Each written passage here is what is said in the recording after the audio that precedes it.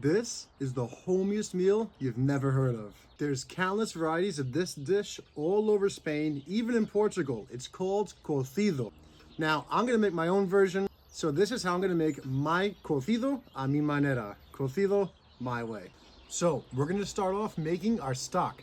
We're gonna take our patitas de cerdo, our pig's feet. We're gonna chuck these in, and we're also going to add our chicken backs. And then we'll check back in after a few hours of extracting all the delicious nutrients and flavor from these meats. Oh, can't forget the puntito de jamón. This chunk of jamón serrano with the bone, that's gonna go in now as well. So we're gonna cover all this with some water. We can also throw these onions into the stock now to just give it some flavor. Pa dentro. We're gonna throw a little more water in here just until everything is covered. Now this whole dish can be just cooked in the same pot. You don't have to get fancy with it, but I do a couple of extra steps to make it that much better. So one thing I like to do is cook the garbanzos in either a cheesecloth or if you have a soup stock. It just keeps them separate so you can serve them separately, but completely not necessary.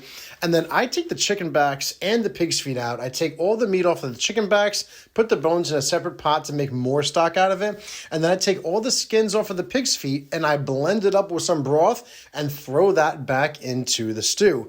It creates a collagen bomb. I also throw the onions in there for extra flavor.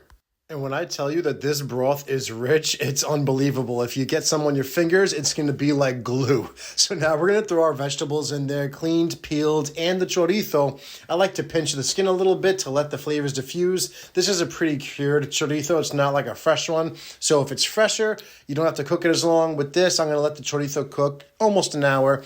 And then I like to kind of par cook the cabbage, cut it up, and then I'm going to saute it in some garlic-infused extra virgin olive oil with some pimentón de la Vera. That's that Spanish smoked paprika.